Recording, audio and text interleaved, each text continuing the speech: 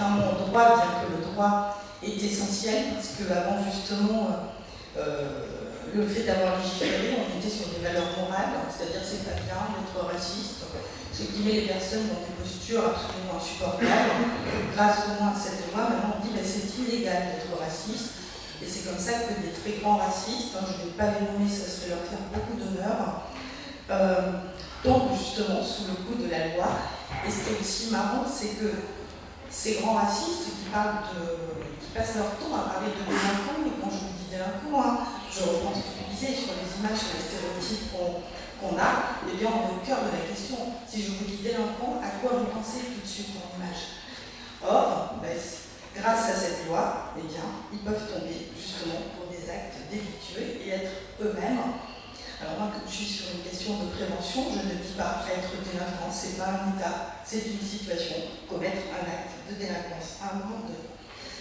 Mais bien que, pour ces personnes-là, on est sur une idéologie stable, on n'est pas sur des stéréotypes. C'est-à-dire que vous, comme moi, nous pouvons reproduire des stéréotypes et discriminer. Mais un stéréotype ou un préjugé, c'est quelque chose qui peut bouger, c'est quelque chose de relativement involontaire. Or, actuellement, et j'y reviendrai, dans les chaînes de désinformation en continu, nous avons des personnes qui ont une idéologie, qui sont profondément racistes, qui le savent et qui portent cette idéologie. Ils ne reproduisent pas de discrimination d'une manière involontaire et indirecte. On a bien une intentionnalité de nuire et de nommer telle population comme étant potentiellement comme étant stigmatisée et donc potentiellement discriminable. Et une fois qu'on a effectué ce processus, et bien à ce moment-là, c'est quelque chose d'à peu près magique sur la hiérarchisation.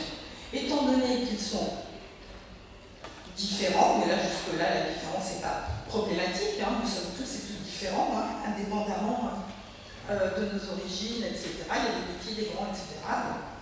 Mais par un jeu de passe-passe, et quand je vous dis délinquant, vous voyez déjà, ça va permettre de hiérarchiser, de légitimer socialement ces hiérarchies, et c'est ça qui est absolument grave. D'ailleurs, dans nos enquêtes, la plupart des jeunes amalgament à juste titre, c'est ce que je disais hier soir, la question politique et médiatique.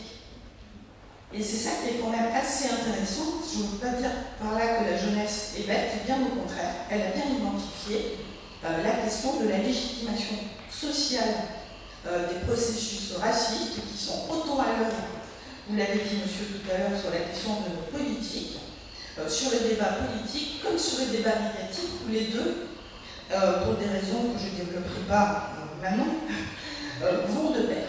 Et donc ça fait également résonance. Donc en fait, quand on parle de discrimination et de quartier, rien n'est simple, parce qu'il y a la question du dehors et du dedans. Toutes les figures qu'on avait habituellement, être fille, être un garçon, etc., sont plus ou moins, ne sont pas aussi simples dans la question quand on rentre dans la question des quartiers dits prioritaires, parce que financièrement, je ne suis pas sûre qu'ils soient si prioritaires que ça. Donc, quand on compte, on s'aperçoit que justement, le compte n'y est pas vraiment. Être jeune, être un garçon, être une fille, être une femme voilée, je vais le dire, c'est pas la même chose. On peut bâtir toutes choses égales par ailleurs dans les quartiers parce que ça ne se voit pas, ça ne se traduit pas de manière aussi catégorielle. Pour reprendre ce que vous disiez tout à l'heure sur la question de l'égalité, c'est à peu près simple maintenant sur l'égalité. Les discriminations, c'est pas l'égalité. Pour preuve, au moment où on parle de la question des retraites, le MEDEF, pour mettre des lois qui vont reproduire la question, voire même renforcer les inégalités sociales, met en avant le fait que c'est un progrès égalitaire. Donc, avec quelque chose qui va multiplier la question des discriminations et des inégalités sociales, le principe d'égalité est mis en avant. Je trouve que le tour de passe-passe est absolument merveilleux. Heureusement qu'il y a des sociologues pour être vigilantes. Et puis, à l'intérieur des quartiers, moi je me rappelle également, même le fait, les jeunes ont une sensibilité beaucoup plus importante par rapport à ça. Je me rappelle de ce jeune en Seine-Saint-Denis, nous avons terminé une enquête avec Arnaud Sandès Alessandrin sur le sentiment de discrimination au sein de Saint-Denis, où on a des jeunes blancs, parce qu'on est obligé de parler comme ça maintenant, qui disent, mais même quand je vais, même à l'intérieur des quartiers, lorsque je vais dans le supermarché, on fouille le sac de mes copains et pas le mien. Il dit, mais ça me gêne, ça me met mal à l'aise. Mais par contre, rassurez-vous, quand il sort dans le quartier, à ce moment-là, tout le monde est d'accord sur les contrôles faciès. Lorsqu'il y a également, on n'a pas dit le mot, mais je vais l'employer, le terme de péjoration territoriale qui est absolument abominable. En Seine-Saint-Denis, vous appelez pour faire une sortie au musée, le collège, tel jour, oui, pas de problème. Bon, le collège Le Noir, en Seine-Saint-Denis. Le collège Le Noir, c'est pas une blague. En Seine-Saint-Denis. Non, en fait, non, c'est trompé, il n'y a pas de place avant, plusieurs années. Donc, voilà, vivre dans les quartiers, sortir du quartier, c'est le risque des contrôles faciès. Encore une fois, moi je remercie, ça a été dit, la Cour européenne des droits de l'homme, qui nous est tombée dessus le jeudi 26 juin dernier, sur la question du contrôle faciès, avec, je dis son nom, M. Tougne, pour dommage moral. Autant je ne cite pas mes amis, autant je cite les victimes, c'est important pour la question de la reconnaissance. Et donc on a tout ce jeu qui est excessivement compliqué, et avec nous avons une approche sociologique, rien n'est meilleur, on n'est pas sur la question, mais sur la question des émotions, sur ce que ça fait aux personnes en fait.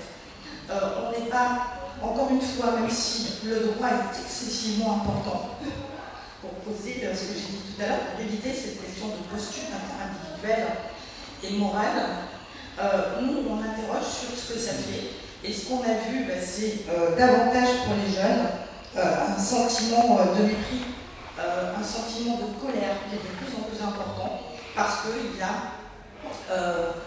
la question de l'injustice qui est de manière de plus en plus importante. Ne serait-ce que pour la question, ça a été dit, maintenant avec Parcoursup, et d'ailleurs notre ministre l'a dit, qu'il va falloir trouver son orientation dès la maternelle, même c'est posé.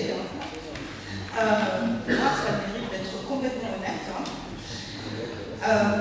Eh bien, la question de l'accès au stage, la question de l'orientation, elle se pose davantage en amont, et c'est ce qui explique en partie aussi le fait que dans les événements de juillet 2023, pour la première fois, on avait des jeunes de 13 ans dans ces questions-là. Pour également la question des injustices.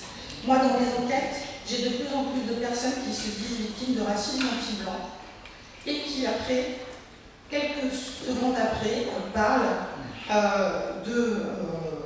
ont une idéologie foncièrement raciste et qui parlent après sur la question, ce que j'aime actuellement aussi, pour parler des dérives, on parlait des discriminations intersectionnelles, le racisme aujourd'hui en France est quand même quelque chose de relativement bien partagé, mais sur la question des femmes voilées, comment on est arrivé sur la question de, comme on appelle en sociologie, la question des figures du dégoût. Dans une société, il faut une norme pour savoir si on est dans la norme ou pas, mais il faut également des personnes vues comme étant figures du dégoût, c'est-à-dire tout ce qu'il ne faut pas être. Et une fois qu'une personne est étiquetée comme étant figure du dégoût, à ce moment-là, le passage à l'acte est complètement facilité. Et sur la question des femmes voilées, on est arrivé à un point extrêmement important. Dans notre enquête à Bordeaux notamment, il y a une femme voilée, ce sont les témoins qui racontent, c'est pas la victime, qu'on a poussé de manière importante du tram en lui disant « casse-toi, salarabe, on t'a pas appris la politesse dans ton pays ». Peut-être également, là on est vraiment sur une discrimination intersectionnelle, sur un monsieur jugé trop barbu, on l'aurait pensé, mais on ne se serait pas permis de passer à l'acte de cette manière-là. J'ai pas dit que c'était mieux, mais en tout cas, ce sont des choses, ce sont des actes graves, des agressions graves qui vont retentir sur la question et qui fait que pour les personnes autour, il y a encore d'autres verrous qui sautent un à un et qui permettent de se dire bon, moi je suis raciste, mais en fait avec ce que j'ai vu, c'est pas si grave, d'accord? Et donc un sentiment d'impunité de manière individuelle et globale qui va augmenter par là.